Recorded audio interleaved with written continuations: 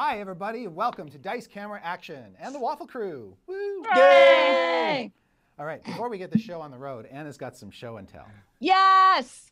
I'm so excited. I was trying to pull up Twitch chat before I showed, but you guys will just have to tell me what they say. So Right. Auburn Elvis on Twitter has been hinting that he had something to send me, and it arrived. And I saw a sneak preview at PAX South, and there it is. That's the do it. Make it do the thing. Hold on. I want to show you first. This is all 3D printed. All of the armor and her like metallic golden hair, and she's got the shards of light fall and treebane and way more javelins than is canon. But I appreciate it because they kind of look like wings.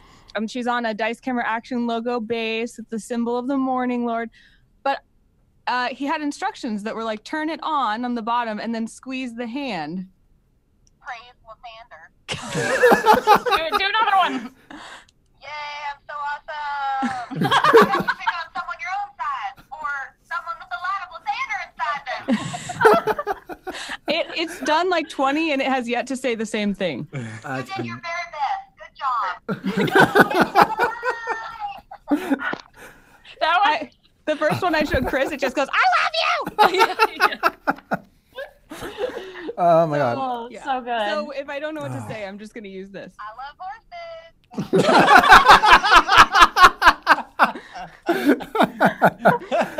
Oh, my God. The genius. So thank you, Auburn Elvis. Yes. That's amazing. The genius of the Waffle Fam is boundless. It really is. Yes. I'm constantly I didn't impressed. realize you had so many sayings. I didn't either. I feel honored that I have said that many things, I Yeah. guess. Yeah. That which we often call miracles is the hand of Lathander. So poignant. I know. What very wise. All right. Let's jump into this hot mess we call Oh, we're starting with that today, with right? D&D, Okay. this hot mess we call D&D. When last we left the Waffle Crew, they had gotten back the Ring of Winter, having slain the Frost Giantess and driven off the Dragon Clouth. Yeah. It is back on Paulton's hand where it rightfully belongs. Heck yeah. All right. Yeah.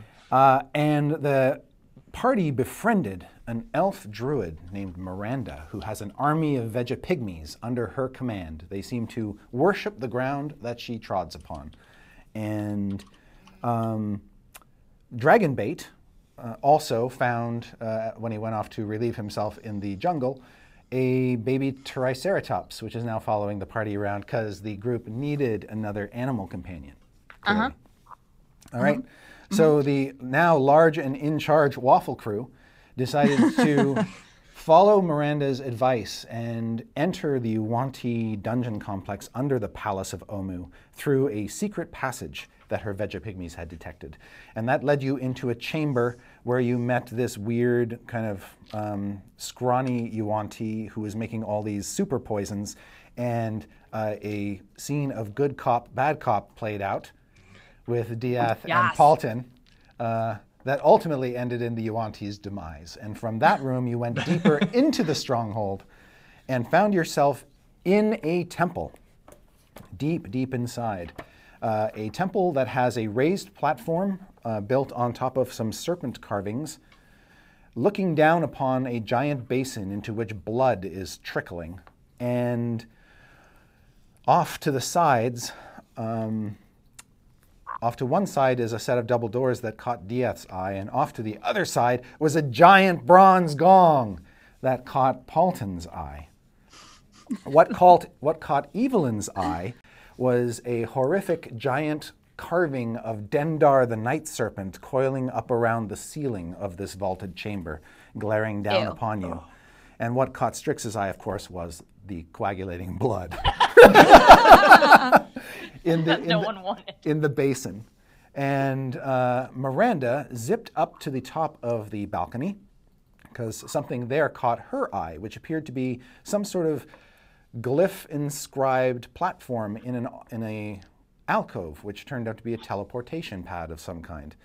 And as a creature came off of the pad to confront her, a serpentine Yuan-Ti wrapped in bandages, suddenly more snakes started to pour out of the walls of the temple and begin to surround you. And that's when Evelyn unleashed her moonbeam spell and blasted a couple of them, forcing them back into their true Yuan-Ti forms. Yeah. Yeah, and we kind of left on that note with lots and lots of things going on. So currently, all the Waffle crew are in the temple room with Miranda, Dragonbait, and the Vegapygmy army, and Waffles, and 18, the Triceratops, and all the others haven't really fully entered yet. When all these snakes start to come out and wreak havoc, and it is.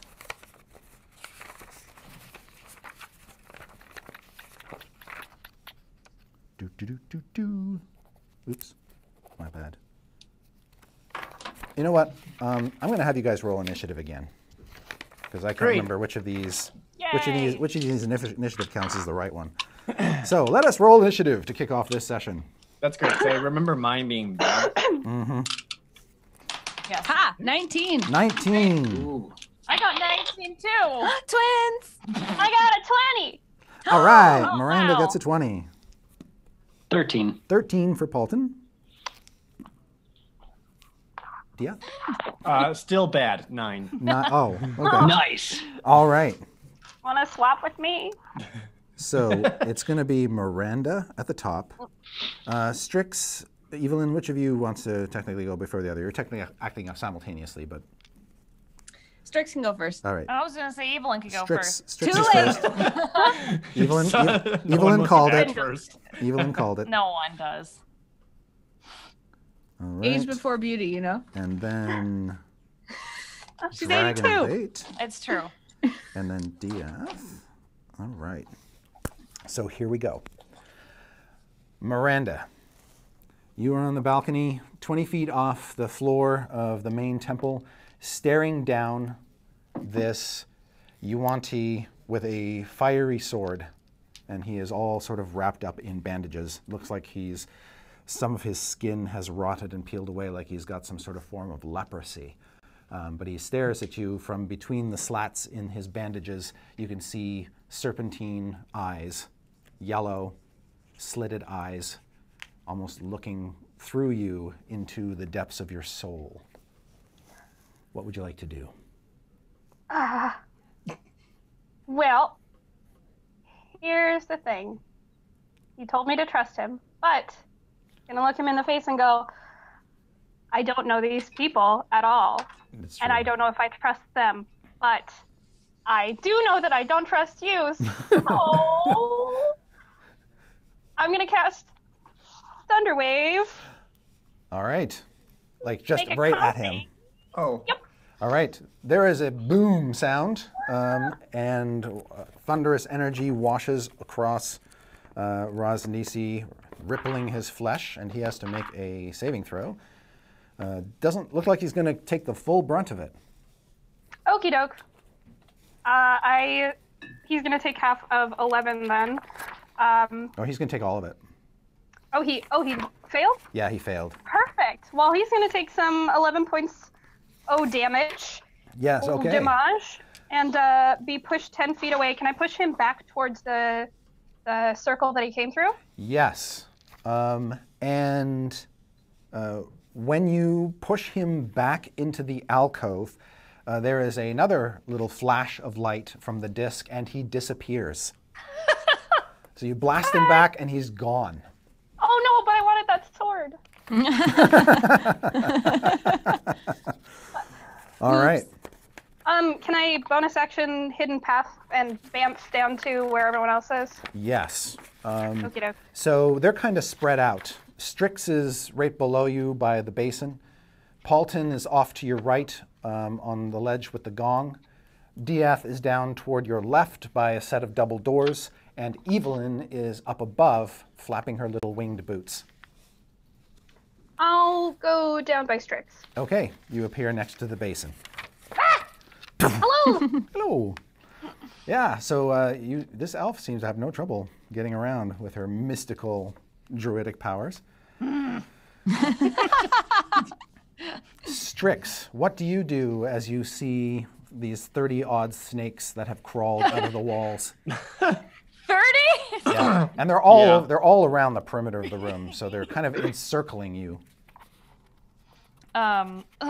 Is there the old Misty step on the ledge trick? Is there a ledge I can get up on? There's the balcony that Miranda just left. There's no, I don't also, want up there. There's also a 10-foot high ledge with a ramp leading up to it, and that's the ledge that Paulton is standing on, and the ledge with the big giant gong. Oh God, I don't want to be by that either. Every time the gong comes up, Nate's face just goes, heh.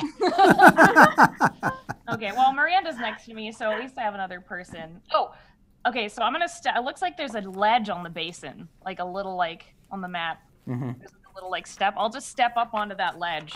Okay. And Yes, I you're would like, standing on the edge of the basin. yeah, I would like to fireball the shit out of these snakes, please. All right. I would like to cast a level 5 fireball on these snakes. Please there do. are too many. There are too many snakes. Yes. You can get at least, well, let's see, that's a 20-foot radius fireball, so yeah, you can get like 10 of them. Good. This is what And we're doing. I We're just we're yelled, going in, too many huh? snakes! They're all appear to be all in. Well, the other snake is gone. There's no talking, and it's fine. Yeah. Okay. It's not your turn yet. Okay, roll your damage, All right. please. I'm using the dice roller because there's too many.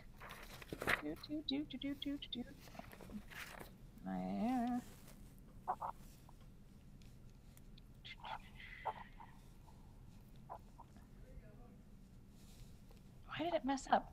Weird. Oh wait, hold on. I think I messed it up. I don't know why it keeps doing that. Okay. Well, I'm just going to do it normally then because We love the clatter of little dice. I know, I do too. I'm just bad at counting and I get embarrassed. Okay, so it's 3, 4, 5, 6, 31, 17 plus Plus? 17 plus 20. Oh my gosh. Okay. Whoosh! This huge green flame explodes around the room, Yay.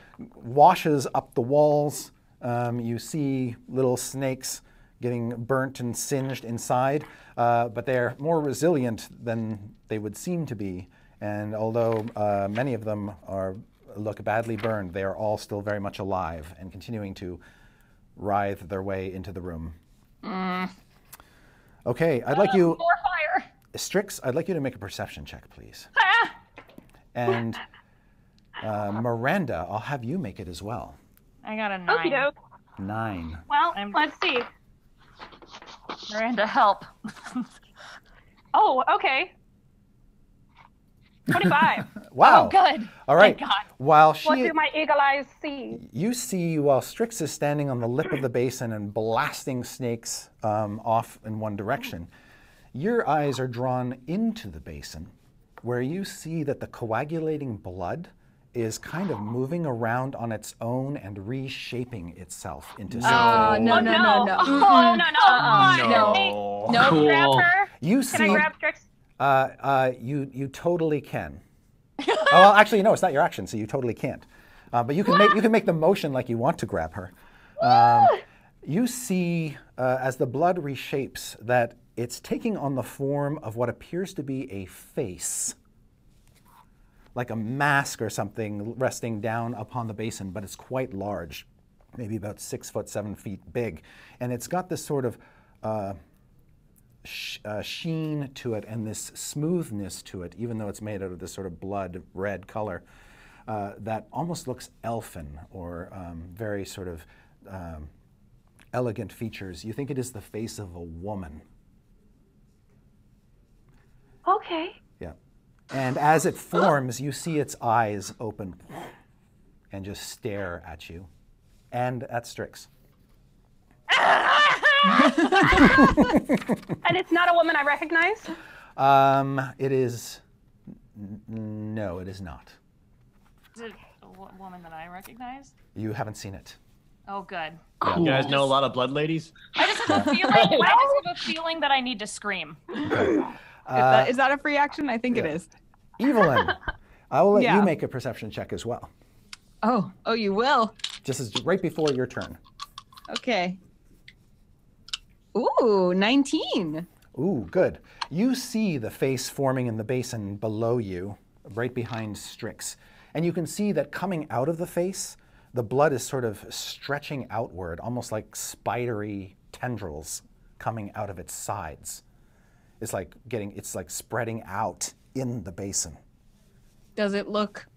Would I find its posture to be threatening? It has no posture because it's just a face in the blood, a giant face. That's pretty threatening in itself. I think Evelyn's reaction. She's got Moonbeam going. She's like la la la, snake people, Right. and then she's like she sees this and she's like again. Yes. But the other thing that you notice, Evelyn, is that the sculpture of Razanisi is moving. The stone is actually undulating and shifting up near the ceiling. It's like the Dendar one? The Dendar sculpture, this massive stone snake sculpture, is coming to life over your head. Oh, for heaven's sake! I mean, pretty good. And now it is your action. Well, so the sculpture, so that I have a better idea, it's like on the wall. It's like a mural sculpture, right? So there are pillars in this cathedral that go up to these arches and buttresses that support this kind of arched ceiling. And there are ledges all around that sort of upper level. And this sculpture has been carved almost like kind of be resting on top of those ledges, coiled all around the roof. Geez. And it's a massive sculpture. Like if the sculpture were a real snake and you were to stretch it out, it might be like 80 or 90 feet long. But because it's coiled around the roof, it doesn't quite look that big, but it's obviously massive. It seems to be moving and shifting about like it's just waking up from a sleep. Evelyn is developing a serious dislike for snakes. You came to the right place. Yeah. Yeah. And there's still how many Yuan-Ti snake people around? There are still about 30 of them. 2 of them are basking in your moonbeam right now, which you're still maintaining concentration on. And I can maintain concentration until I cast another spell, right? That's correct. I can still attack. Or until you take damage or something that causes your concentration to break. But yes, until you cast another spell, you can continue to maintain this thing. Now, moving it, I believe, is your action. Is another action, yeah.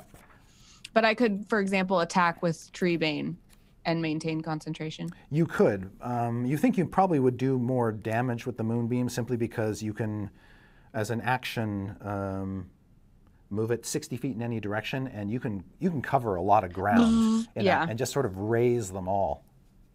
Okay. Yeah, I'm gonna do that because all right. I think everybody's threatened by these snake people. So Evelyn's like she's looking at the blood lady and then looking at the snake coiling around, and she's just kind of like but she's as a side thought, still just like vacuuming up the snake people with the moonbeam, just kind of like while she watches them. Because this is, par for the course. Yes. Par for the course. All right. So yes, your moonbeam just lances around the room, moving around, engulfing all the snakes, and you're just sort of directing it with your finger. Roll 2d10 radiant damage. Yay! Hold on, let me make sure that's a d10. Yes. Ooh. And as you're I rolled a 10 and a 1. Oh, okay, so average damage, that's good. Yeah. All right, so as they're getting singed for 11, or unless they save, they will take 5, but as they're being singed, they're all being turned back into their normal Yuan-Ti forms by the spell. So these snakes are suddenly blossoming into these half-serpent man creatures or woman creatures.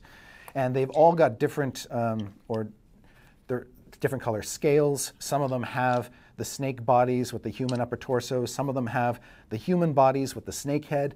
Some of them have human bodies but snakes for arms.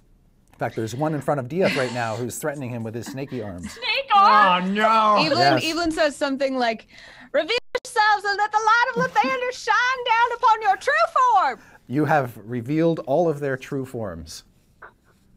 The light of Lathander literally compels you. Exactly. And you see that as they're forced out of their shape change state, that they materialize with their weapons, their scimitars and their bows and such, which were absorbed into their snake-like forms.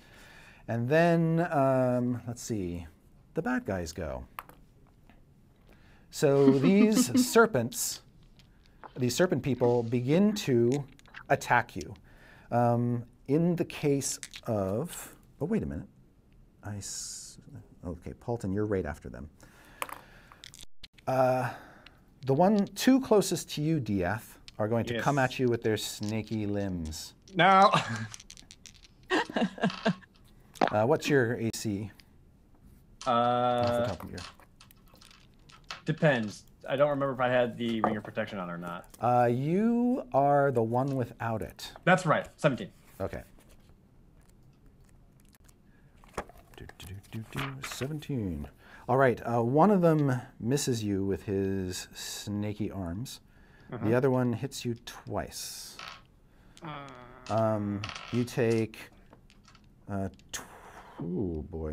12 damage from the first bite and 9 damage from the second for a total. I would like to uncanny dodge the 12. Okay, Please. you take 6 and 9 for a total of 15. Oh, is that all? Yes. Okay. I miss you guys having grown-up HP.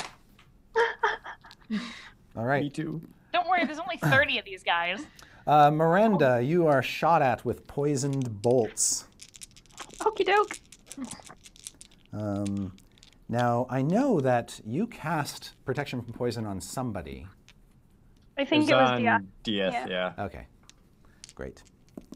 And okay, so your AC, if I recall, is 16. It's 27.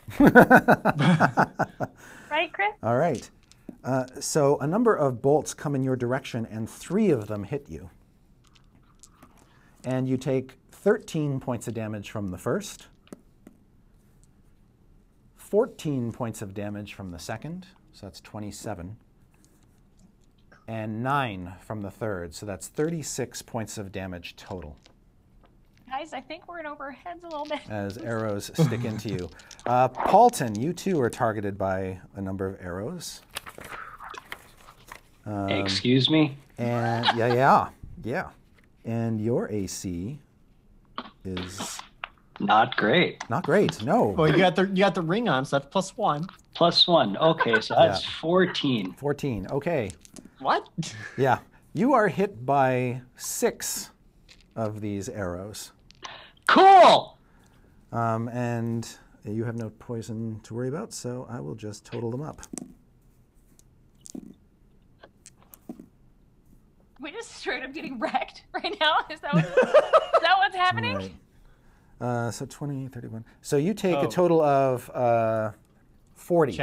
Chat is saying that Paulton was saying Paulton was invisible at the end of the last session. That's right. Ooh. You are invisible. Forget I said that. All of those arrows are directed at Strix. Yes! Wait, sorry. Stupid bard! All right, but Strix's AC is not 14. No, it's not. It's 12. It's 12.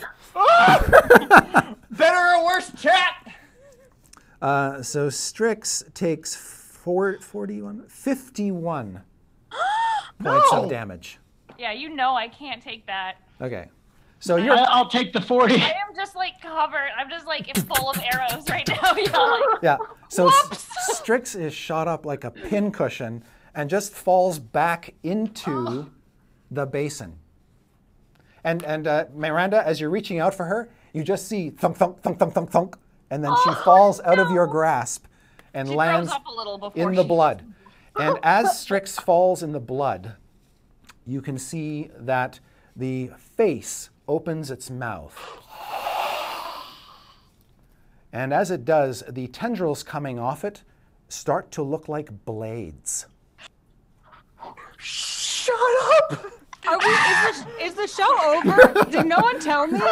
Like, was I supposed to get an email? All right. Oh, my guys are gone! And then she falls right into its mouth, and it just swallows her up, and she's No. gone.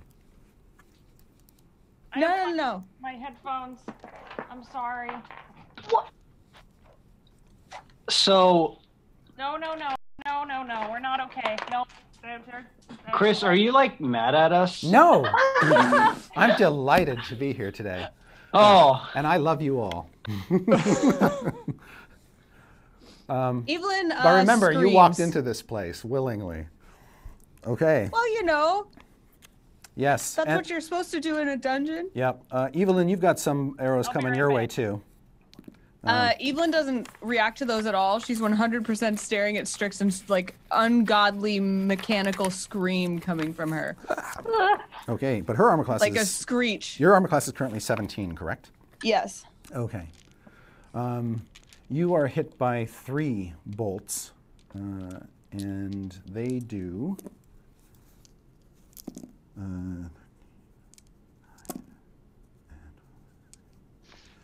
They do a total of 31 points of damage. Oh, it to came you. back with Y. There we go. All You right. said 31? 31. So you sort of ignore these arrows that kind of sink into your body as you stare down at the bloody face that has just swallowed your tiefling sorcerer. And Paulton, you are What? standing invisible next to the gong. You saw Strix get shot, fall back, and disappear into the basin. You saw Miranda get hit by bolts. You saw Dieth get accosted. And you saw Evelyn just get punctured a couple times. But you are by yourself up there with that big gong. But I saw all of it. So now I don't. Now I'm not. Oh!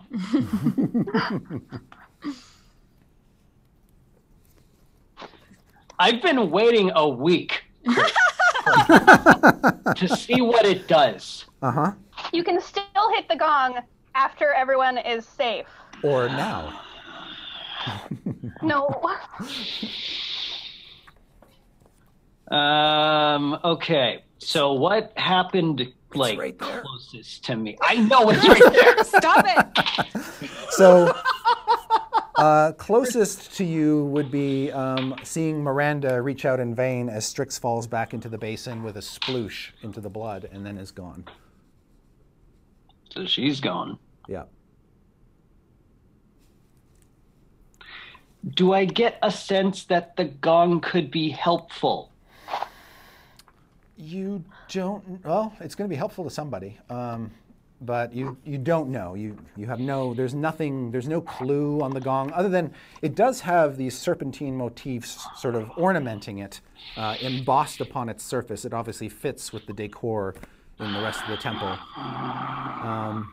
It's got a big mallet hanging from one of its support pillars. Behind you, by the way, is an open passage, a wide open passage that seems to go back into the depths of the temple. Well, I ain't running, but I'll keep that in mind. Yeah. Okay. And again, how many snake people am I seeing? You're seeing dozens. At least, Oh, good. yeah, like at 24, 30, somewhere in there, maybe more. And now they're all, because they've all assumed their normal kind of size, they're taking up a lot more of the area. So there is actually like a large crowd of serpent folk in this temple. And they don't. Are they know- all? they Are don't they know- all like? Go ahead. They don't know that you're there, apparently. And how far up? Like, am I? You're 10 feet off the rest of the floor of the temple. With a Evelyn ramp. is just screaming and pointing at Strix. If I were to like try and like jump down there, would I land in like the middle of a bunch of them? No, actually, there is a clear space right below you. But could I? Yes. You could jump off Okay. one end of the balcony closer to, or one end of this raised ledge, closer to a mob of them. Okay. And do I have a sense of like how close together they are? They're pretty compact. Like if you were to jump into the midst of one, you would be within like striking distance of 6 of them at least. Okay. Can I freaking be super anime right now and jump off that into the middle of them and try and land with a 5th level thunder wave just in the middle of all of them? Yeah. Nah, dude, you're not Naruto enough. I'm not. Yeah. In fact, it would probably be like, depending on where you're hoping to push them, probably be better kind of jump behind them so you can blast them outward, because it sort of radiates out almost like a fan from you. That sounds good. Yeah. Okay. Yeah, you jump down, you unleash the spell, you become visible as you do, and they're all, and given the range of the spell, yeah, you can hit 6 of them easily. So Cool. they all seem to fail their saves. All right. So that's 2, 3, 4, 5, 68. Excellent. Okay. So, time to quick maths. What did I say? 6? Yeah. Yep. Okay, so. So another thunder wave goes off. Who needs a gong? Yeah, right?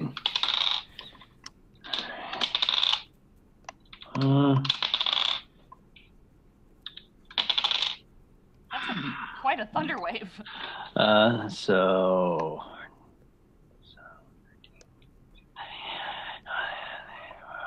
26. Oh, okay. Yeah, you blast them, and they go flying, and their corpses just sort of flop all over the floor. Some of them are blasted up against the blood basin. Others are kind of thrown up against the snake sculptures holding up the bigger balcony. And they all sort of collapse into a heap, having taken a bunch of damage from the moonbeam and the fireball. I'm just like standing there with smoke coming off me. I'm just like, you bastards took me away from my gong. Oh my god. You see Simon up standing next to the gong. Chris Perkins is gonna hit that gong one way or another. Can I call to Simon to try and shoot a dart at something first? Yeah. All right. Simon, kill now, gong later. Yes, he will waddle on over to the nearest Yuanti, open his mouth, and shoot a dart at it. And hits it. Cool. Good boy. All right. Now, Yuanti have some resistance to poison. Oh, they're immune to poison. Okay, so his little dart annoys the Yuanti. Doink! And he just pulls it out of its neck and hisses. It's got to at least pinch or something. It does pinch. For like 50 points of damage. No. It pinches for 1 point of damage. And then Simon will just turn his head 180 degrees and look at you and give you a thumbs up. Now run! You tell him to run? He's still got some movement left, so. Oh, yeah. It's like, okay, now he's pissed. Get away from him. Okay, he'll run and hide behind on the back side of the gong. Good boy. All right. Oh boy. Miranda? Your vegapygmies start to pile into the room. They swarm past Dragonbait. They come, just like like an animated garden. They just sort of wash across the floor in this green wave and throw themselves bodily upon the Yuanti that attacked you, and start to stick them with spears. Oh, little buddies. Unless you want them to do something else. No, I think that's good. Yeah. But I'm going to warn them to be careful. They're more interested in the health and welfare of their queen than of themselves. And they continue to stab with their flinty spears. And the snake men don't like that either. And many of the snake men go down under the mass of this green vegetation carpet. And that leaves Dragonbait by the sort of entrance that you guys came in. And you can see that he's actually sort of physically holding Waffles back in the hallway. And he's just sort of scooped the little Triceratops under his arm and is just sort of standing there protectively guarding the animals. Dragonbait! We love you. Miranda, I'd like you to make another perception check, since you're the only one close enough to be able to sense this. Ugh. Sense what? I'm like stress sweating at this point. Me too. My tummy hurts. 16. That is enough. You sense, coming from his direction, a strong odor of violets. Oh. And then, Violet. yeah, violets, like the flowers. And it seems to be kind of coming from the direction of the owlbear, the dinosaur man, and the little baby Triceratops. And you can see that he is actually kind of, you don't have a good read on this dinosaur man. You haven't known him very long. He's kind of a cipher to you, but there is something about his posture that is not threatening, that suggests that he thinks there's something horribly, horribly, horribly wrong happening or about to happen, and he's actually withdrawing, backing up into the hallway and trying to push the owlbear back out of the room. Okay. Evelyn, unfortunately, you can't smell this because you have no sense of smell, and Dieth, you're a bit too far away to pick up on the scent. But it is Dieth's turn. There are two Yuanti threatening you in melee right now with snakes for arms. Right.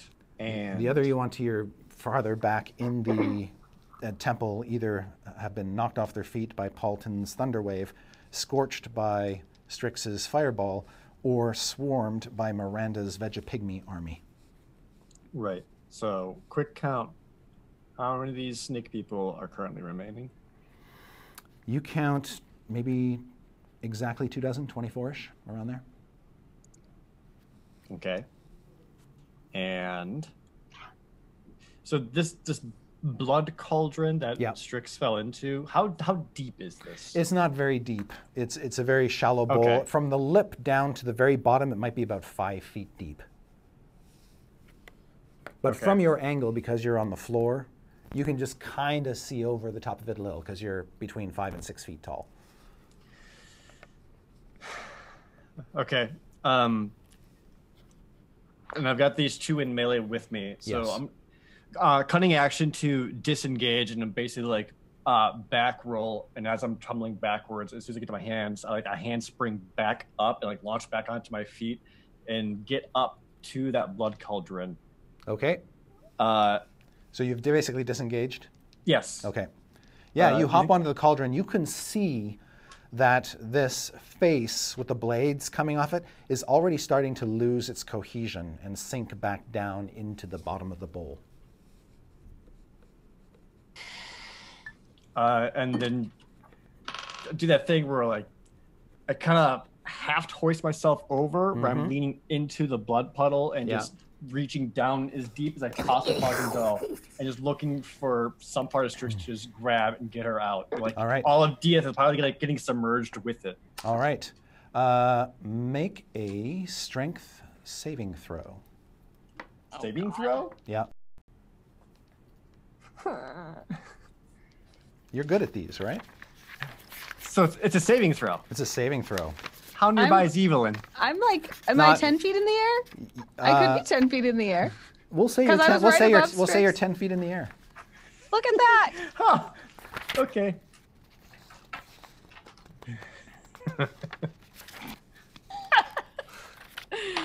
Take that +5, courtesy of Lysander. 23. Okay. When you stick your hand in to grab for Strix, you grab onto something and it grabs onto you. It is trying to pull you in. Do you want to be pulled in or not? You actually have a choice because you made your save. You can grab on and not be pulled in if you want. It can't be Strix pulling me back. It's strong, whatever it is. So it's not that I grabbed hold of something. Something else has grabbed hold of me. You reached in to grab her, right? Yes. You think you may have gotten her, but you can't tell because you're reaching through opaque blood. But you've grabbed something, and as soon as you grabbed it, it latched onto you. And now is dragging you down into the bowl, but you made your save, so you're not being pulled. I don't know.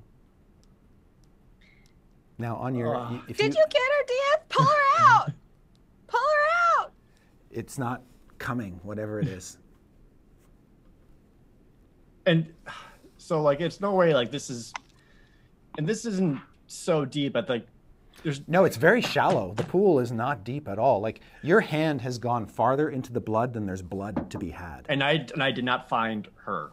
You don't know something what else you is found. pulling me in. Either she's desperately strong right now and trying to pull you in, or it's something else trying to pull you in.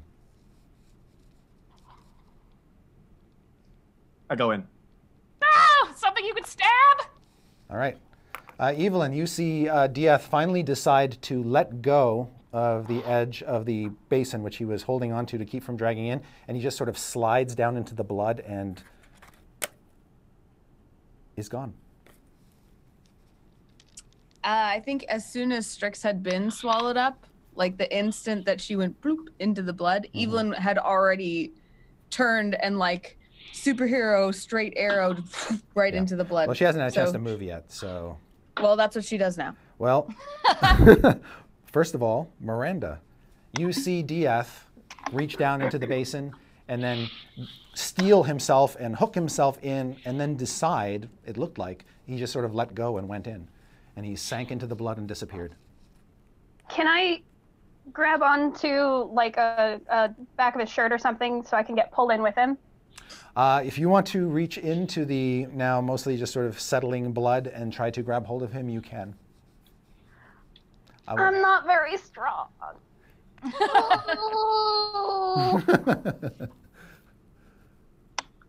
No, I'll wait. Okay. It is your turn. Is it now? Okay. I'm going to do a little Balm of the Summer Court on myself. I'm going to use 2 of my D6s. Okay. Give myself some health. So I got 9 and 3. Nah, fuck it. I'm going to go in. Okay. I'm going to go in. Yeah, let's do it. Let's do it. You leap down into the pool and you find yourself standing in a shallow pool of blood. Okay. Apparently the blood is no longer pulling things in. It's just old blood. Do I have any movement left? You do. It only took you about 10 feet to get into the pool. All right. I'm done with this pool party, so I'm going to just rush right for dragon bait. Okay. I want to get over there. Okay. Make a perception check for me. See if you see if you notice anything in the chaos. 19. All right. As you climb out of the pool, you can see that the doors that Dieth was previously standing next to, opposite the gong, that they are opening. You can hear them sort of grind open and be pulled open. But it's so dark beyond you can't see what, if anything, is going to emerge from them. I just point that out as you make your way toward Dragonbait. It may or may not affect your decision. As I'm running, I'm just going to point and scream because I don't know what's going on. I have no words for this. Just ah! When you look up, by the way, you see this huge coiling stone serpent coming to life up in the ceiling. It's starting to lower its big head down toward Evelyn. Ah! Point and scream at that too. And it opens its big giant stony mouth. Oh. Okay.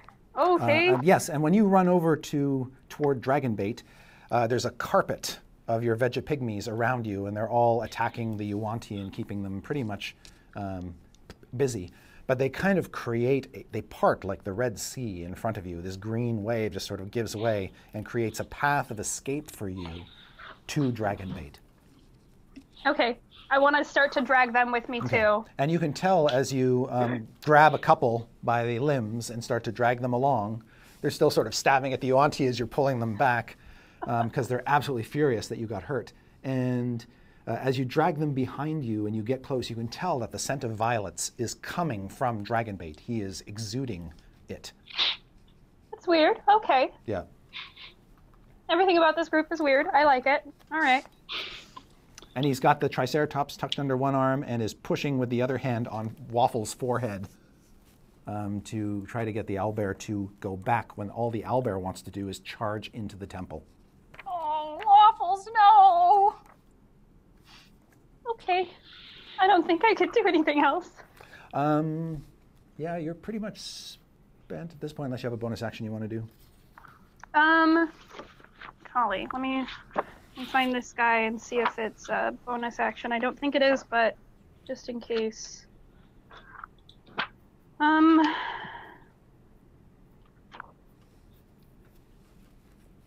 Nah. Okay.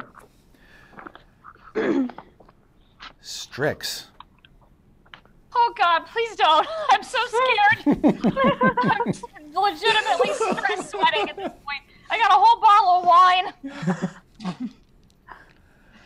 All right. I'm so scared. When you so you feel like you're drowning in blood, and what do you want to do? I'm drowning. You're immersed in some sort of effluvium. I don't want to be here, so I'm just gonna try and swim. Okay. You're not terribly far below the surface, and you feel something reach down and grab hold of you. So I'm back to being conscious again? Yes. Okay. You are conscious. Okay. Something has just grabbed hold of you. Well, I'm just gonna assume it's my friends pulling me out of the blood. So Yeah. I'm just gonna reach Let it up go. and grab. Yeah. Okay. When It's you my break friends, the right? when you break the surface, you are being pulled out of not blood, but quicksand. Oh. And the figure pulling you out is someone is vaguely recognizable to you. You're pretty sure you've seen this individual before. He's a sort of short, portly, dark-skinned man with puffy cheeks and a laurel wreath of flowers around his head. And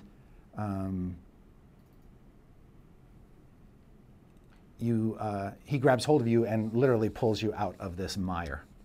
Okay. Not in Chult? Is it Chult? Not in Chult. It appears to be in Chult.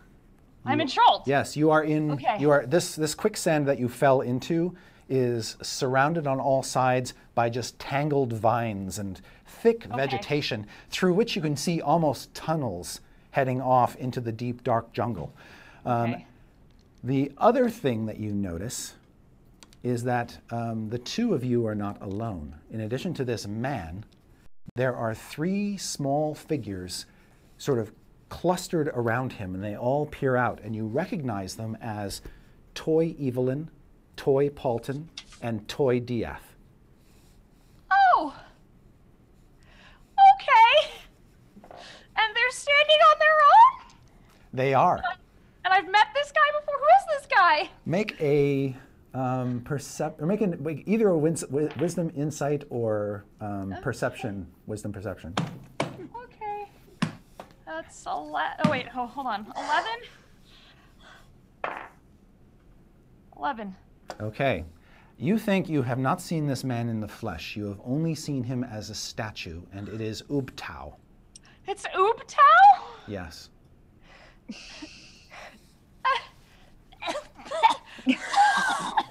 I just start coughing up blood onto the ground like a real power. You? He gives you a quizzical look and says, "Are you okay? You fell I am not into okay. quicksand." I did not fall through quicksand. I fell in a pool of blood. Your toys came to get me. My toys came to get you? Your friends. She just curls up into a ball on the ground and starts crying. Yes. Are you trying to get yourself killed? Because there's no way out of here by that route. Others have tried. Which route are you talking about? We were trying to stop Raznisi. That's what we Yes, you keep saying that, but who is this Raznisi? He's a warlord? A Snursen. He's a Snursen. No. We're never going to get anywhere. Oh, can the toys talk? Yes, they can. And in fact, Jared, Nathan, and Evelyn, you can talk out of these toys as you see fit. What? Yep. And you have all the experiences that you have had before. Paulton Toy calls out, context, please. Evelyn Toy is looking at her hands and going, not again. Yeah. These are the same ones I made. These are the exact same ones that you made. Did they not like them and throw them away? She gets really like self-conscious for a second. Are they all the way downstairs? Are they bad? Mine. No, they went to get their They went to get their toys. Mine's all the way on the 6th floor. This will be mine. Okay, yes, you have that. That's will close. do. Okay. She starts thinking like magic. Like I didn't animate these. Did they just come to life? Well, So- are they our clones? Ubtao will tell you, as you have told him before, that you made these toys. These are your friends. I've told him before. Yes. Which me? You, he says. It is the nature of this place that we're in that sometimes we forget why we're here. Oh, that's magic, right? Yes. That makes sense. But you're a god. You're a power. No. You're not? No. You were. No. Then what are you? I'm a man. You're just a guy? I'm just a guy. Your You keep- statues are nice though. What is it, Toy Paulton? He says, Something poignant. yes, These ones seem a lot more suboptimal than the real ones. yes. He says, I'm just a guy. I was sent here just like you. I used to have a shop in Sigil. She's like putting the, yep. Did you ever meet me there? I'm from there. But I was. We didn't younger. meet until we ended up here. Oh. And you've been in here a lot longer than I have. What? In here? This place? Yes. What is it like? So I've been in here before? Most of your adult life, from what you've told me in the past. What? Here? In this place? Yes. Oh. Now, what you did to get banished to the mazes, I have no idea. No. I don't think that that memory has ever come back to you. At least you've never told me about it. Excuse me! She's just like rolling on the floor right now, just screaming, like, please explain, tell me everything I told you. Don't leave anything out. Everything is bad. What did I do? Evelyn, it's your turn. We are back in the temple. Which? Oh, okay. Hold on. All right. So, real construct Evelyn back in the Yuan-Ti temple. You see Miranda sort of jumped into the blood and found that there was nothing to jump into except blood, and then ran off toward Dragonbait, leaving bloody footprints in her wake. You are still over there poised to dive into the blood, but what do you want to do now with your newfound knowledge? Miranda also warned you about the big snake monster looming above you. Am I 100% convinced that there is nothing in the blood basin anymore? It looks like it did before it started to kind of mutate into that form. It just looks like there's a little bit of blood trickling down through the underneath the snake mouths of the balcony into the basin, and that it's just old, bad blood.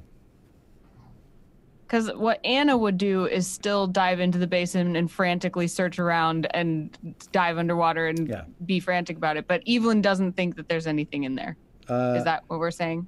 That's kind of what you're saying, yeah. Okay. Evelyn looks enraged. Okay. And she does a little bit of a slow turn toward this snake thing. It says, "Bye-bye, son." Bring it, snake. And she brings I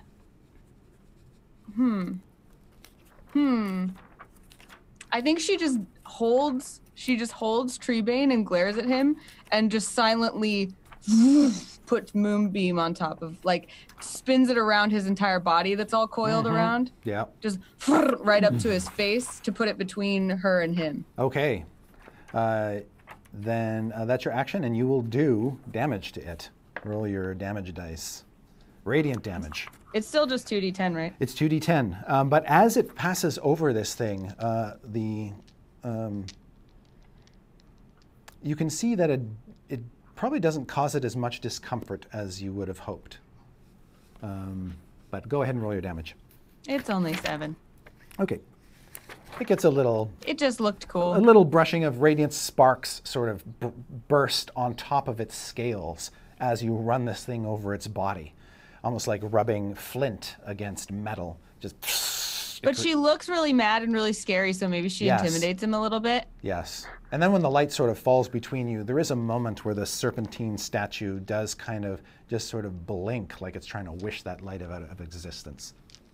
Good. Yes. And so that's your action. You're confronting Dendar face to face. The bad guys are battling Vegapygmies at the moment. That takes the heat off of Paulton.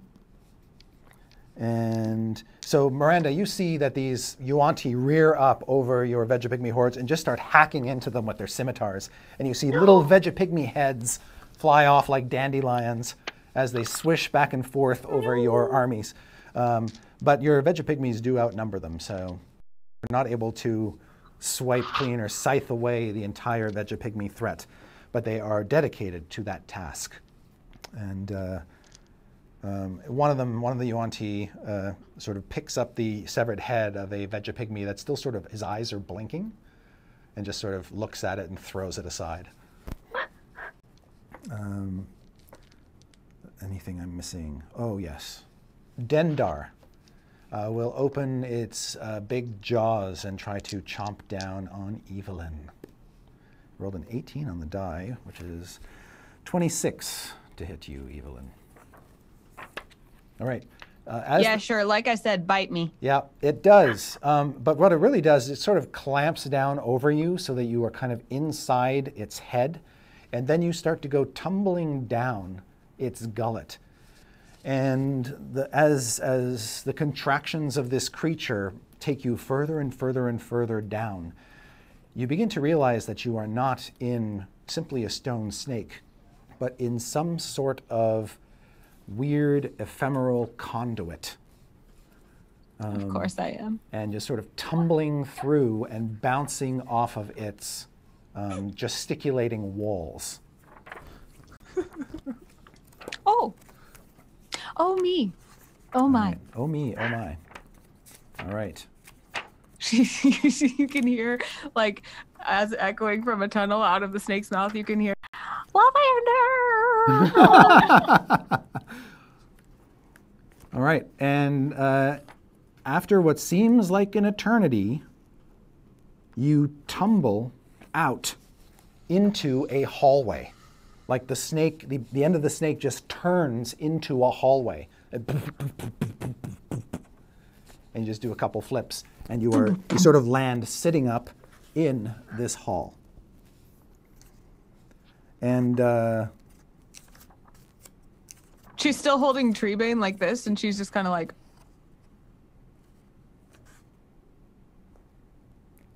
what do I see? There we go. That was you see, you can see 3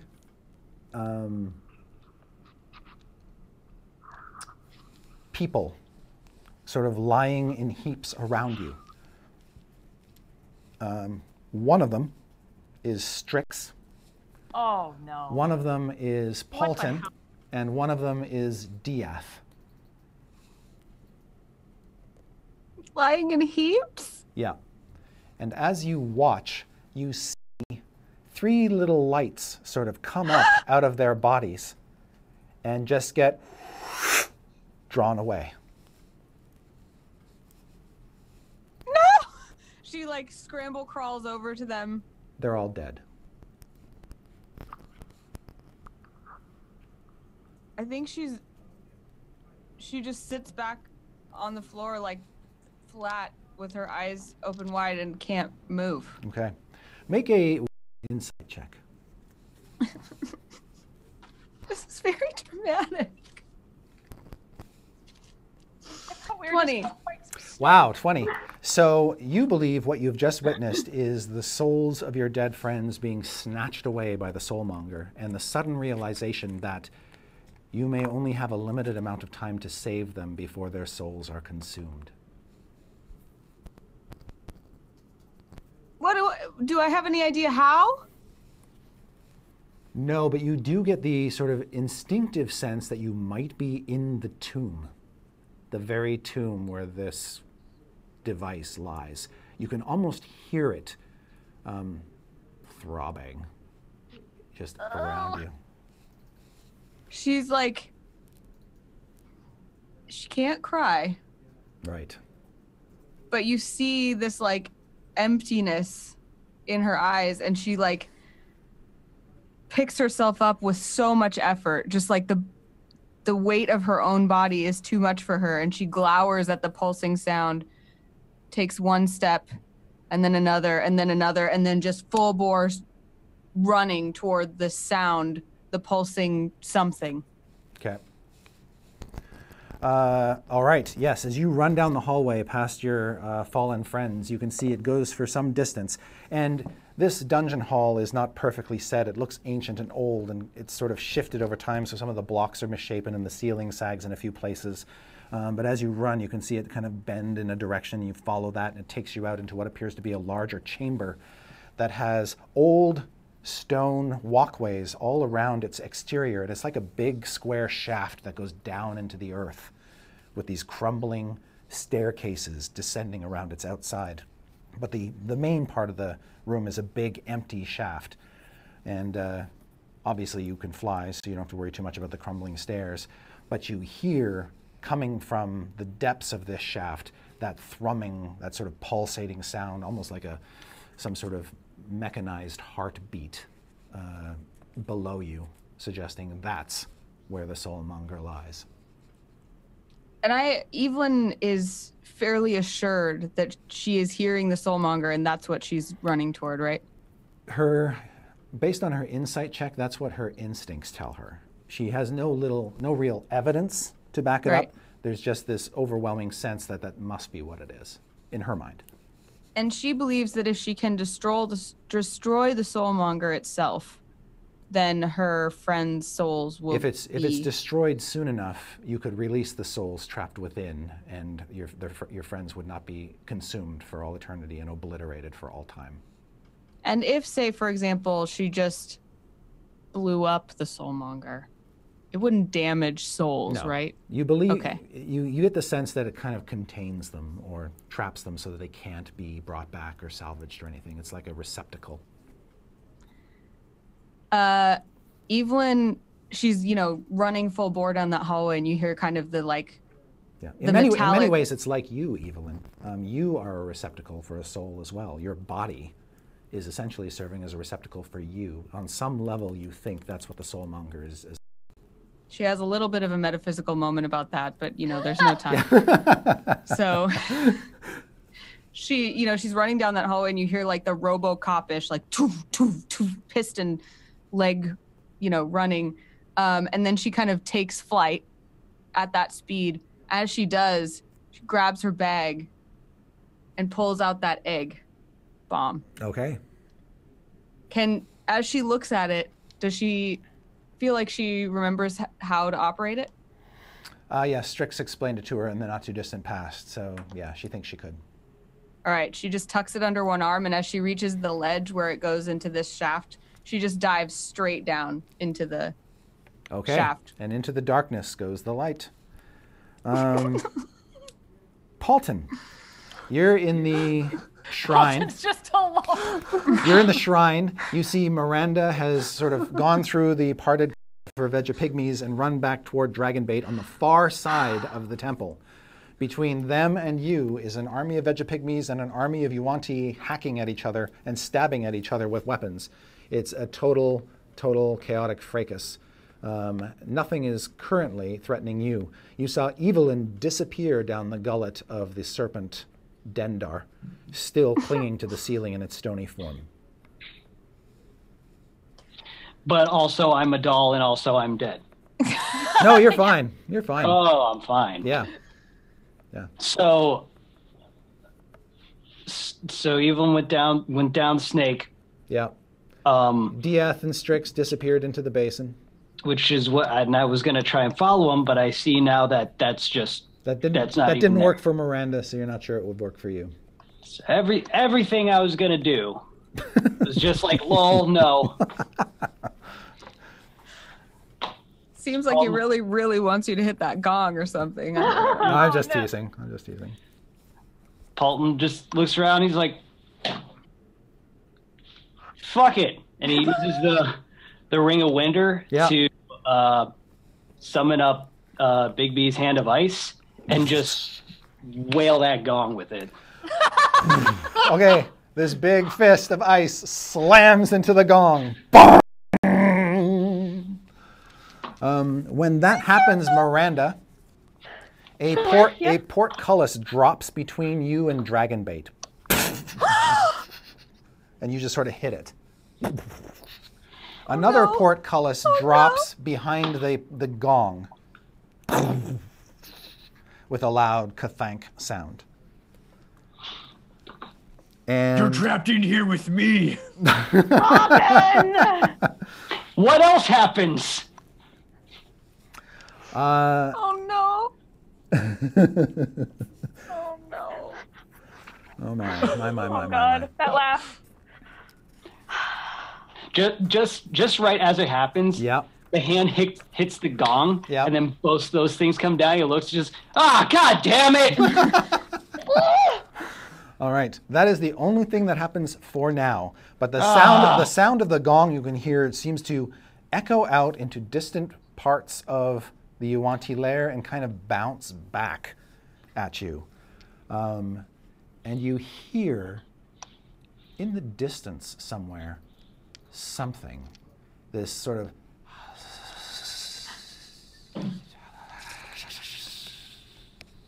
oh, God damn it! You just had to ring the gong. And Simon stands there. I hear this. I hear this noise. The gong, the doors, and then the whispering. Yeah. Like, a wise warrior once told me, "It is a good day to die."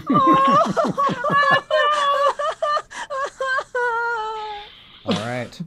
Dragonbait looks at Miranda through the bars of the portcullis, and his scent changes from violets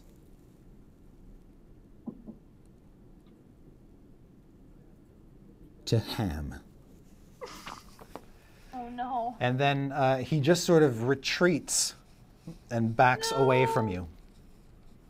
What does that mean? Why do you smell like a pig? I don't understand. The little Triceratops begins gnawing on him. He didn't want him. And you can see that Waffles sort of pushes past Dragonbait this time, sort of presses him up against the wall with the sheer force of her body and throws herself up against the bars. Why would you throw And just starts to headbutt the bars. Over and over and over again. And you're right there, Miranda. You're seeing this huge beast just throw itself and growl at the bars, which do not give an inch. Okay, that's what got me to cry. Thanks, Chris. Me too. But it is Dieth's turn. Dieth, you fall into something cold and wet. When you look up, you see you're lying in snow.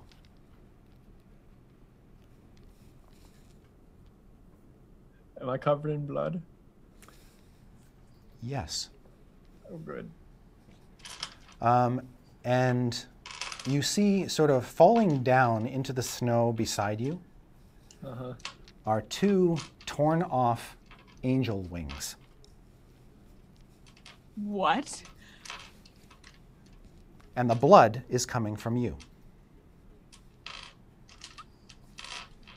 Like on my back, or Yeah, like it's sort of dripping down all over you, your back. And as you look up in the snow and you look around, you see that the snow on the ground is falling up into the sort of silvery sky. And you see buildings on both sides of you so tall and of such composition that you think you're in Waterdeep in winter. That familiar blistering cold suddenly comes back to you like, yes. And you see a shape at the end of the alley that you're in.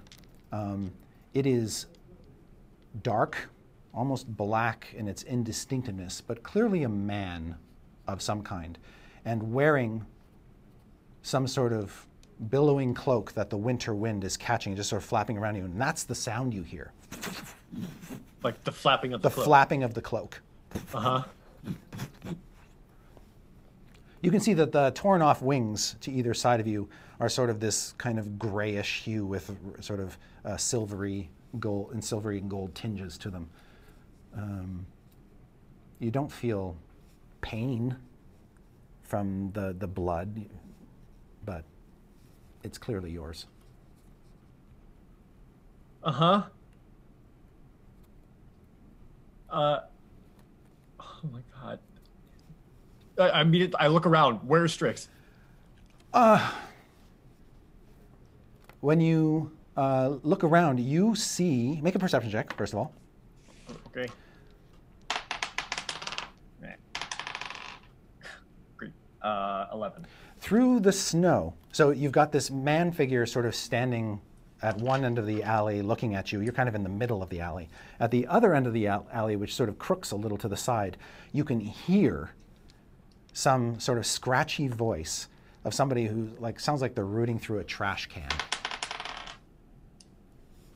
And as you sort of move to one side to get a better angle where there's this little kink in the alley, you see it is Strix with her witch hat, which has got some snow on it, and her black overcloak, and she is hunched over a can of trash and pulling things out of it and just sort of throwing them willy-nilly.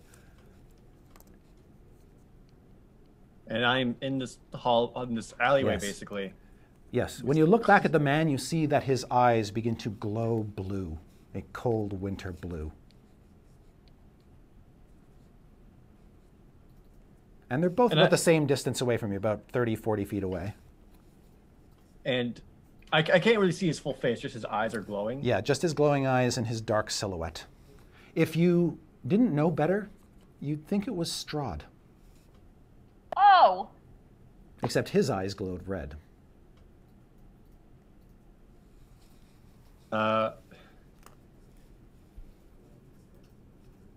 Diaz will slowly rise to his feet, still feeling the cold, the snow, and everything. Look back at Strix. Yeah. Back to this strange figure, just staring him. And there are little sort of spurts of blood coming off you and just sort of falling into the white snow around you. And then basically kind of start stepping towards Strix, kind of backwards as he kind of looks at this guy and then turns away from him and just goes to Strix. Okay. As you head towards Strix, she seems so preoccupied with finding something useful in this trash, she hasn't given you any hint that she knows that you're even there. She's just sort of hunched over with her back to you and picking through stuff. Okay. You can get as close to her as you want to. Yeah. And then as I kind of get close enough where I could probably talk to her, it's just I could almost a shaky hand out, just Strix. When you touch her, she turns to you and you see it's not Strix at all, but a swarm of cranium rats wearing her hat and her cloak, they're just all sort of up in this sort of humanoid form, these rats with these exposed brains, and they all look at you, and you see their little brains pulse, and you get this telepathic shriek. Ah! And they say, when they recognize you, they say, "We are many. You are one." And then they just lose their cohesion, billow out from under Strix's robes, and go scamping off in all directions through the snow. But these are like Strix's robes, right? Not like a... Yes, it looks exactly like Strix's hat, exactly like Strix's robe. You even see little bangles and things on the robe suggesting that they were taken off of her or given to these creatures by her. Yeah, he like basically goes for like the robes right away, and even they're scampering about, Diaz just yells at them, saying, "Where is she? What do you do with her? Many. You are one." Where is she? All right, Miranda. This owlbear throws itself up against the gate. There is a host of Yuan-Ti behind you, hacking to pieces your Vegapygmy army, and they in turn are stabbing the Yuan-Ti through their bodies with spears. Oh, this is just, you know, the best circumstance to be in. Isn't this a fun game you've come to guest on? I'm so excited to be here. Actually cried! It's fine! I'm gonna grab Celery. I'm gonna find Celery in the mix, the one with the boot on his head, and I'm gonna grab him. Yep. And I'm gonna look to Paulton and cast Hidden Pathways on him and send him to where Waffles is on the other side of the gate. And then I'm gonna grab as many other Vegapygmies as I can and look at the other ones that I'm leaving behind and Hidden Pathways back with him as well to the other side of the gate. Okay. So you can do one bonus action on your turn. So your one bonus action is to use Hidden Paths to put Celery on the safe side. So he is now on the other side of the gate and safe, although there's a rampaging owlbear there, taking most of the space. But you can sort of put him behind the owlbear. And then, you gather up two more. Can I put Celery through the gate? Will he fit? I will, interesting. They are pretty malleable guys. I will make a strength check with advantage because he is actually trying to help you by sucking in his veggie gut. Sucking in his veggie gut. Yeah. Good job, buddy. All right. 15. Yeah, you managed to cram him through, and you're kind of feeling kind of sad because his face gets a little mangled and as he's pushed through, but he does, and with a spurt, he sort of goes through, kind of around by the foot of the owlbear, and then manages to squeeze out and go run underneath the owlbear to get out from its path. So you've got two of them out now. Okay, well, as long as he's safe, I got two of them in there. Yeah. So I'm gonna. Okay, that was basically an action and a bonus action. All right, then I'm just gonna see what happens next. Okay. Chris, when I was transported, was Simon with me? Transported. I was just like put on the other side of the gate by that, right? Did you do that, or did I mishear? Other side of that. So she's talking about her Vegapygmies. And I thought she them. said she sent Paulton to the other side with Waffles. Oh, was it? I did. Oh, I sent Paulton. to the other I'm side. sorry, I misheard you. For some reason, I thought you said you sent Celery through the magic. No, okay. I wanted to send All Paulton right. with Hidden Pathways. Very and good. then, Okay, so Paulton, she's trying to magically transport you to the side of the gate with Waffles and Dragon Bait on it. It has to be a willing creature. Are you willing? Is Simon Simon able would to- not go with you. Nope. Miranda, because he's not willing, you can try to use it on somebody else. I'll use it on myself. Okay. If he's not gonna go, I'm right. gonna go. Okay.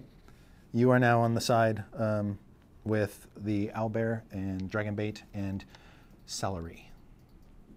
I'm gonna shout at him to get the fuck over here. I got it. I can do that too. Okay, we'll do it. I will in however many seconds is required. Until I am able to do so. All right. Coming through the doors, Miranda, that you saw open, and you can just kind of see through past Waffles now into the room. You see it is one of your former adventuring companions. Which one? Typho, the halfling. Is he okay? Yeah, he sort of kind of stealthily, cautiously peers in, kind of to suss out things, and then he moves very sneakily into the room. You know him well enough to know his moves. He's trying not to be seen. I want to grab the bars and just shake them and scream, Typho! Typho, come here! All right. If he heard you, he doesn't seem to give you any clue that he did. And he sort of disappears among the basin. Okay. Make a perception check.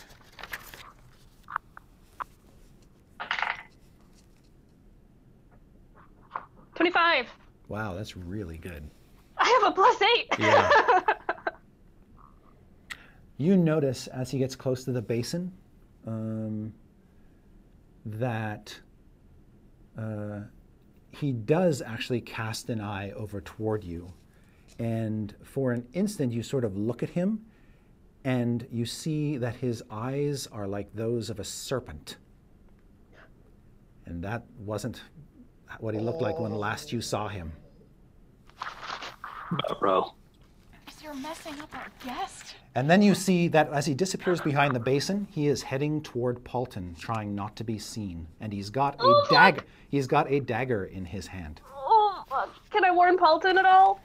Talking is a free action. There's a rogue coming for you! Watch out! God damn it!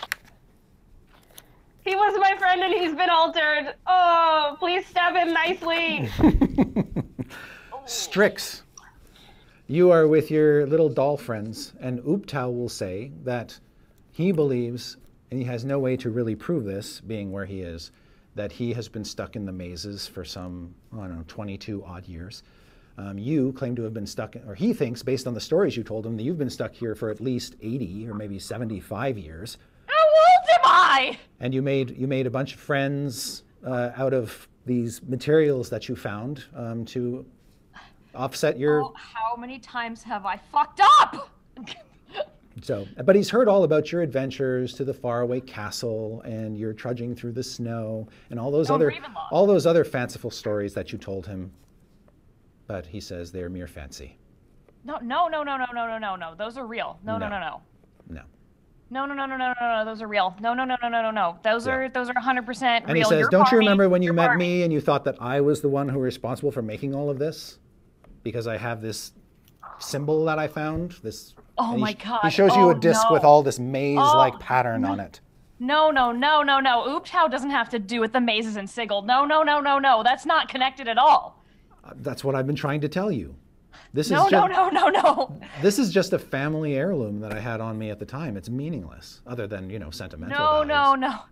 But you seem to ascribe some great divine power to it, like somehow this is the key to your escape. That's why you dragged me along all this time, right? How long have you been here, Cutter? Well, we've known each other, for several weeks. There's no we. Ever since you came to the jungle. Ever since I came. We met on the bridge. We did meet on the bridge. That's the first time you saw the Ooptao statue. But you weren't real. Yes, it was. No, you're Barmy. You weren't real. This isn't real. She starts going around the whole room going, it's not real, and just like grabbing things and going, It's not real. Your toys look very confused. I think my toys are traumatized, Chris. They probably are. We have the same face. Strix is just gonna look at Ooptao and be like, what did I talk about? But if these are the mazes, what got me in here? I was hoping you'd tell me, finally. now that we trust each other, at least a Finally, little. but What did you do? You said you said you were in here since you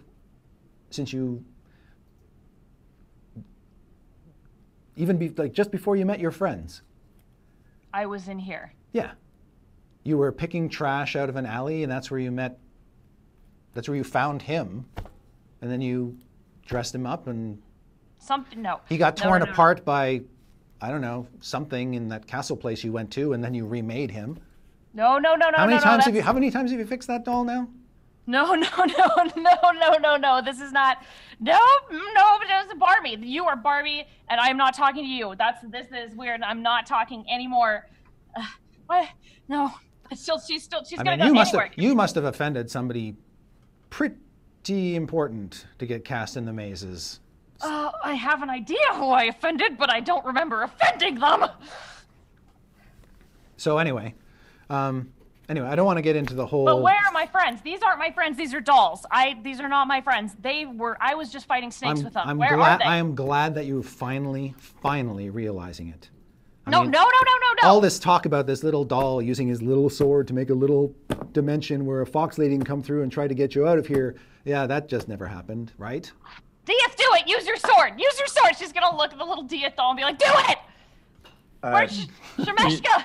Dieth takes out his little coffin nail and then puts a little key in it and goes like, see, Strix, just like this. He holds it up and nothing happens. She just throws her fists on the ground like, Mercy Killers. Did Mercy Killers come after me? Do you remember that? Did I talk about that? You talked a lot about that. And actually, okay, how many times? Maybe you ran into some, because I'm sure there are some in here somewhere. I'm laughing, Toy Dieth! Paul's drinking.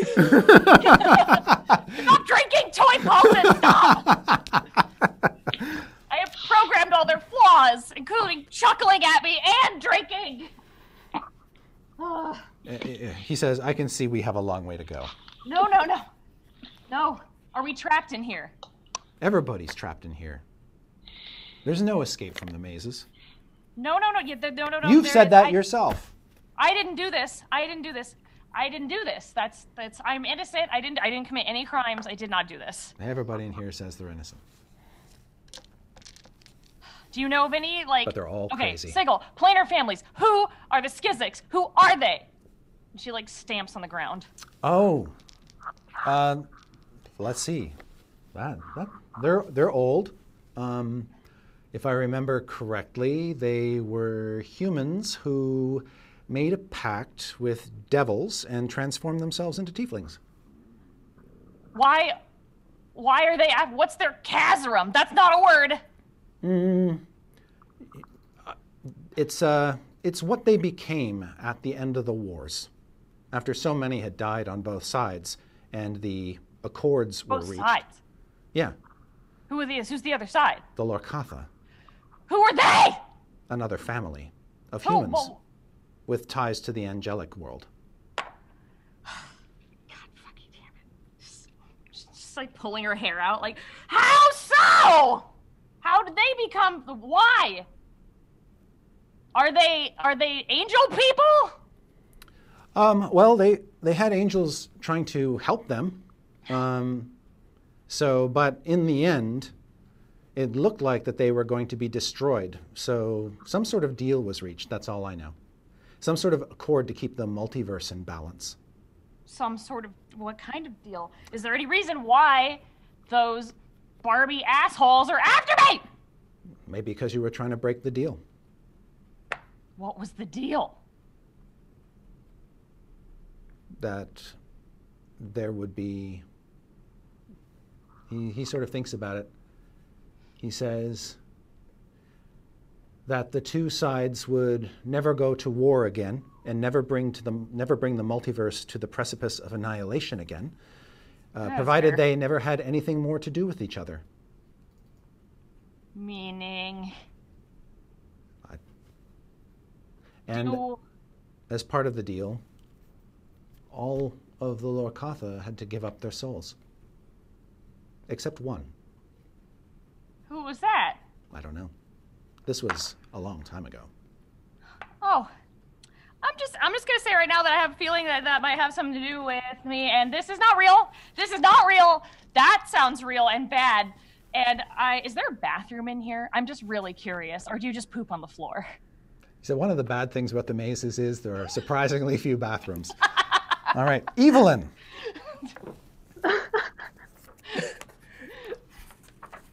When you reach the bottom of this chamber, you can see that there is a floor about 80 odd feet down. The stairs that hug the wall of the shaft do end here. Then there is a pit in the middle of the floor, about, I want to say 10 feet by 10 feet square pit that has 4 columns standing around it. And atop those columns are 4 statues. Each statue a 4-armed gargoyle. It's crouched on top of these cylinders of stone on the edges of this pit and arranged so the gargoyles seem to be looking down into the pit. But they're immobile, statuary, these 4-armed gargoyles. They're just like statues, not moving an inch, staring down into the pit. Other than the pit, there appear to be 3 exits off the room, tunnels going off in 3 different directions. So there are a total of 4 directions one could possibly go, into the pit or out one of these side tunnels. And 2 of the tunnels are quite wide, and the other branching tunnel is quite narrow. Do I have a sense of where the pulsing sound of the monger is? You believe down into the pit is where the sound is coming from. Then she doesn't hesitate at all, just as fast as she can, assuming that the gargoyles are going to start following her. They just might. Evelyn Doll would like to know if she can have some of Paulton Doll's wine, please. Thank you. Okay. Yes, as you barrel past them, you can hear them now up above you start to move. Their stone limbs grinding. They probably haven't moved in a long, long time. But they are moving now, and you can hear their wings flex above you as you drop like a stone down the shaft. Evelyn's not one to make obscene gestures, but if she was, behind her, she'd just be flipping him the bird as she goes. And when you crash down, you land in a 5-sided room that has 2 exits at 2 of its corners. You can see that there's a pungent stench in this pentagonal room, and the walls I can't. Oh, that's right. You can't smell anything. My mistake. Get with it, Chris Perkins. Yes, totally wrong on that. Make us sadder, Chris. You see, the walls have riveted sheets of iron bolted to them. There is a wild garden full of sickly, rotting compost and dying plants all around you on the floor. And there are sort of narrow paths wending through them. And what looks like the rusted tip of some sort of weird contraption, like maybe a sprinkler, sticking out of the middle of the floor. But basically, you're surrounded by rotting vegetation with the hole in the ceiling above you and the 2 passages leading out. Evelyn's main goal is just like ignore everything, run for the soulmonger. Okay. So as much as she sees this and may want to investigate rotten vegetables, which would be totally counter to her interests, she ignores those and tries to see which of the tunnels might lead toward that pulsing sound. Make an insight check. Oh, please, Lathander. 17. Okay. You follow one of the tunnels, instinctively believing it might be the right direction to go. It leads you into another pentagonal room with an exit on the far side. There's a acid scarring seems to cover the iron plates on the walls and has pockmarked the floor. And you see pools of gray slime on the floor as well, which thankfully you don't have to come into contact with. You can also see that along each wall are sort of carved stone friezes of what appear to be dragon-like things. But as you flash across the room and make your way through the other exit, the room that you actually end up in appears to be some sort of weird control room. It is basically rectangular with patterns on the walls and what looks like a console in front of you. And the console looks like that bottom illustration there. Oh no. Okay. It is a console with a gold lever that has a star at the end of it, and then a red button, a blue button, a red dial, and a blue dial. And then there are weird patterns on the wall that look very peculiar. At first glance, to me, they look like they might represent some sort of room or something like that. Is that what Evelyn thinks? Yes. Does she recognize any of those rooms or layouts? Since the rooms on the wall seem to have almost a pentagonal shape, she thinks it may have something to do with the level that she's on. Does she see a big red X that says Soulmonger? No. There seem to be 5 different room patterns on the wall, numbered 1, 2, 3, 4, 5, and number 3 has currently got a little green light under it. The other ones, their lights are not lit. But no writing that suggests Soulmonger, no. And above those designs, you can see what appear to be holes in the wall that have little bits of sort of gray slime kind of dripping out them, almost like they're pipes that haven't been closed off properly. But, and acid splatters on the walls. Yeah, but it doesn't look like it's gushing out in any great pace, at least not now. And that's pretty much as far as you can go. So in the room, Miranda and Paulton, back up in the Yuan-Ti temple, you see the Yuan-Ti and the Vegapygmies still in a pitched battle. Paulton, what would you like to do? You've been warned by Miranda about a halfling rogue. Do I see him? Make a perception check. Neat.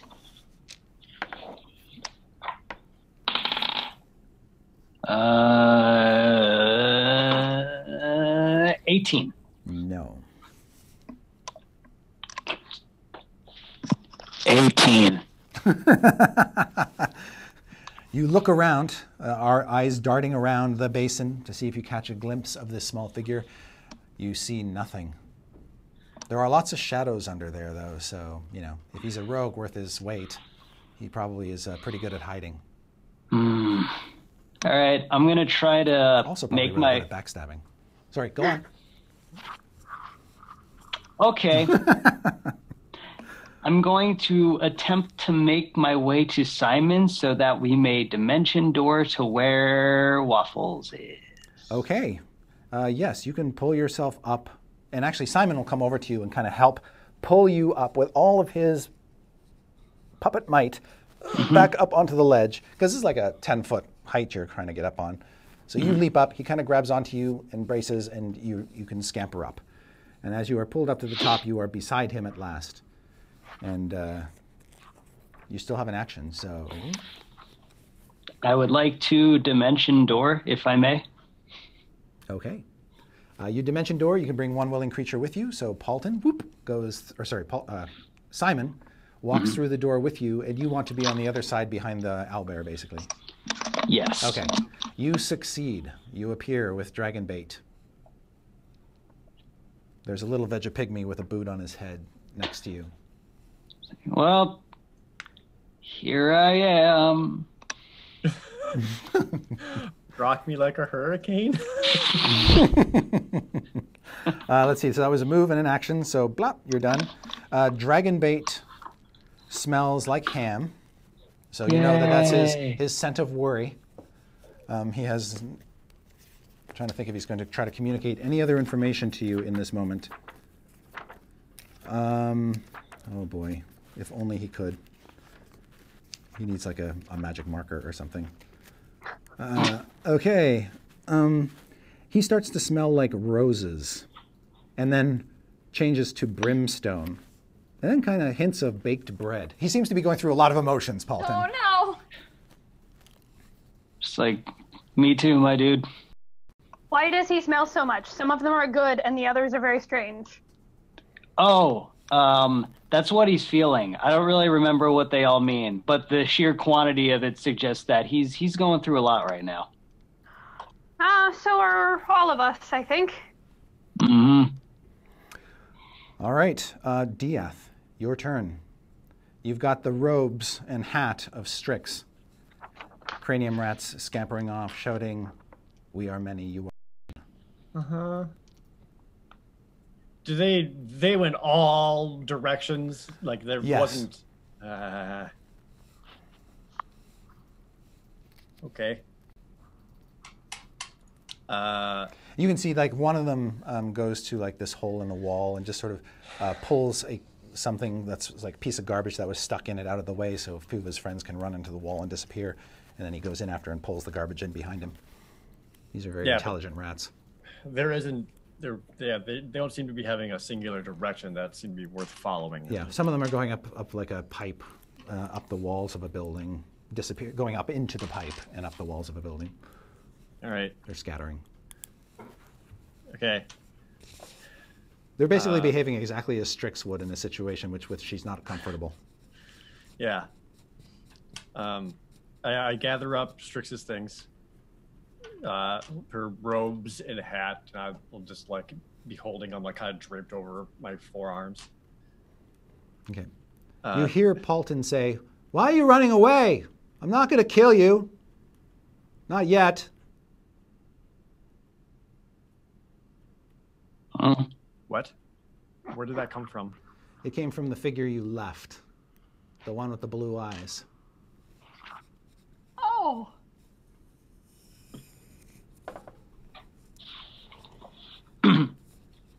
We're friends, aren't we? We're friends, aren't we? Paulton, this version of you has completely subsumed its personality with the Ring of Winter. Waterdeep is yours. What? Oh my god, that's kind of cool. All the snow and all the falling up and everything.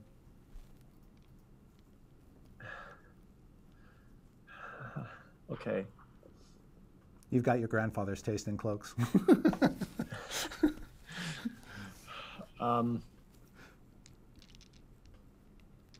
Wait, whose grandfather?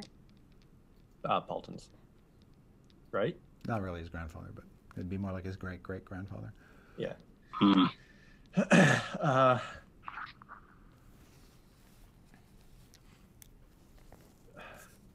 And there is no sign of Evelyn.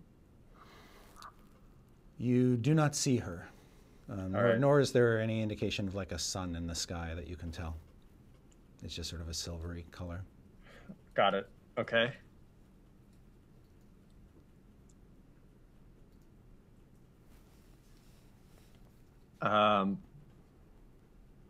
A door opens in the building next to you, and you see glimpses in the shadows of a woman, but it's hard to really tell her. Her sort of dark skin complexion blends in pretty well with the darkness, but she says, "Come with me." Not a voice I recognize? Not right off the bat, no. And she says, "I can save your friends." No, I'm fine, see? We can make sure this never happens. Dieth is so very much filled with confusion, rage, and despair. You see some snakes come out through the door and sort of slither off into the snow. And she says, "You're trapped in Dendar's nightmare."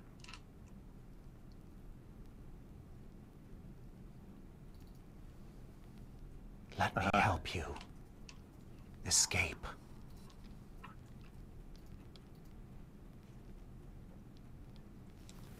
Dieth takes slow, deliberate, cautious steps towards the door. You have nothing to fear from us.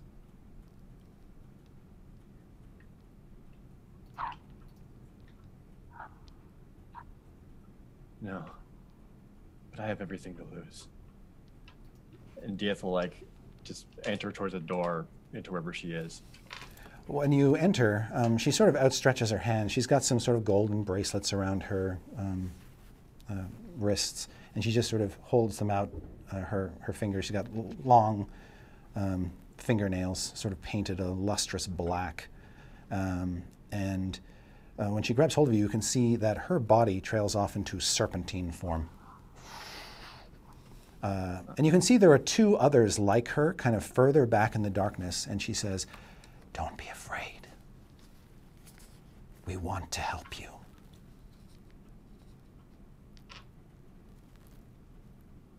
How? How can you help? How can I fix this?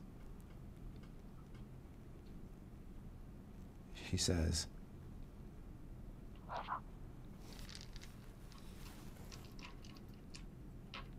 "You have what we've been waiting for. You can replace Rosnisi.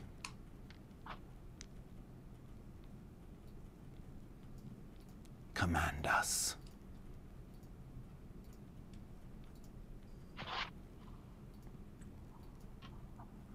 What? "We want to help you become one of us.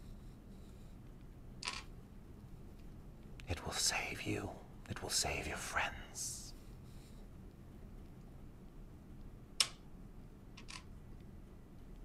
Oh my God. "We must pull you out of Dendar's nightmare. Your friends are trapped in the nightmare as well. Don't you believe us? What reason do we have to lie? My name is Fenthada.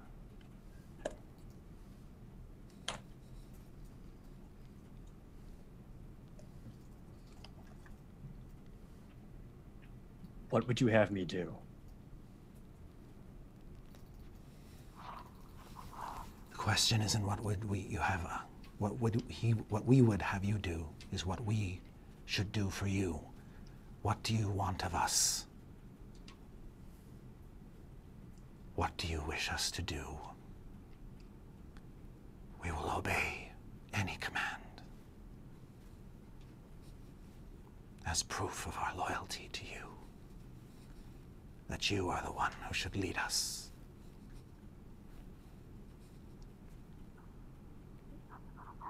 Free them. Get them safe. We will. Get them out of wherever.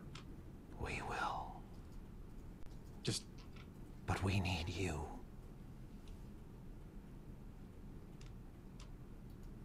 Only you.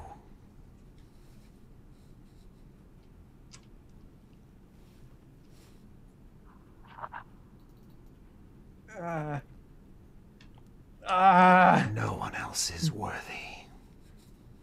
No one else has what you have. What are you talking about? What do I have? An ancient soul. And that's where we'll stop. Okay. What the fuck? I want to play. I want to play. I bought it just for this. Yep. Paulton. Ah, yes. Hi. Just as a little coda, a little happy coda, and Miranda, just as a happy coda. As you sort of retreat from the temple and hear the gnashing of weapons and the cutting down of the verge, as it were, your wounds all seem to just go away.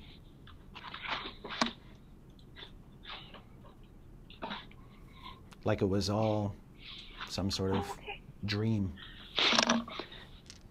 I noticed her wounds heal. I'm just like, oh man. Well, too bad I wasn't touched that entire time.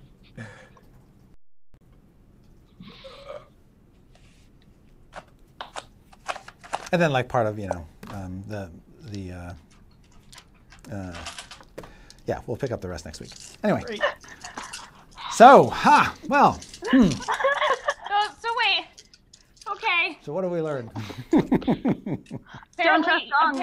Apparently, you know our character's greatest fears right off the bat. Obviously he does.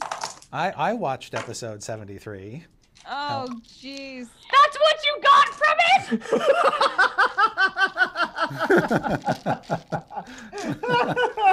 And dovetailed in a few of my own ideas, yes. Yeah. Can I just say the oops how being related to the mazes is genius. It's amazing. Yeah, Amazing. been saving up for that one. That was Amazing. I have had goosebumps for 2 hours, and it's boiling hot in here. Oh dear. So, I don't... So hey everyone, I'm gonna be on Waffle Talk after the next. We can post Scarlet Moth post that link in the chat so people can come, and I'm gonna answer questions about Strix and probably I guess answer questions about this episode. I guess. Yep. I don't really. I mean, I don't know if anything I was told was true, but I'm just going to assume that it's all in our subconscious, and it is. So. Yes, indeed. Let me just say, Rachel, it's been great having you again. Yes, would you we're be, so sorry. I know we're spoiled, but is there any chance you'd be able to grace us with your presence next week? Absolutely. Outstanding. Leave After this ride? Oh, you're dead. Oh golly, I have to play Yeah. D&D again. Yep. Let me think Yep. about it. Yeah. You are still alive. You are still alive, and you've got Paulton, and you've got Dragon Bait, and you've got Waffles, and Simon, celery. and celery, and yeah. So there's like a whole new party forming. I like the white text writer says, tune in next week for whatever it is we do here now. No doubt. Yep. All right. I am getting on a plane right now to fly to Germany. So I have 13 hours to stew in this. That's going to be really fun. Airplane wine, Anna. Airplane wine. A lot of it. Yeah, just get trashed and sleep. You'll be fine. Learn a bunch of German curse words. Yeah, because I'm hosting WCS Leipzig, the StarCraft 2 championship series. So going back to my roots as an esports host, which feels weird to talk about, to come back from the crazy world that we have just been in. But at least I have all of that time on the plane to probably write down a ton of thoughts and hopefully have internet so I can troll the subreddit. So go to the Dice Camera Action subreddit, which is reddit.com/r/dicecamera-action. There's been amazing fan art this week and writing, and I'm done. Yeah. Spam that link. I look forward to seeing the swarm of cranium rats as Strix art. Yeah. Oh my God, yes. That character is from Faces of Sigil. The Us. Oh, Yes. The so Us. good. Yes. All right. Any other announcements or news in your lives before we break off and let people go and drink copious amounts of wine? Just small ones. There's a reminder that I'll be at Katsukan, just kind of wandering around. So if you see me, feel free to say hi. I know there's a D&D meetup on Friday. I'll try to go to that. So if you're looking for me, that might be the best chance. I can't guarantee anything, because I'm not there as like a guest or anything. I'm just going to be there. But I will be a guest at EGLX in Toronto, Canada in mid-March. Ooh. So if you are Canadian or on that east side, feel free to come up to EGLX and we can meet there. There I'll be doing panels and signings and the like. So I'll definitely be around and easily reachable. Groovy. All right then. Well, tune in next week. All right, so this was bullshit. When Evelyn blows up the tomb and Strix blows up the mazes. There? And Is she there or not? who knows? Yuan-Ti are not necessarily known for being the most truthful creatures in the multiverse. Oh yeah, announcement. Tonight at 6 p.m. I will be crying and drinking uncontrollably. Don't come, don't hang out. Don't at me. Don't at me. All right. Well, With that, Have a great night, everybody. Guys, a few minutes while I cry. Yep. Yes, let's hear some words of wisdom from.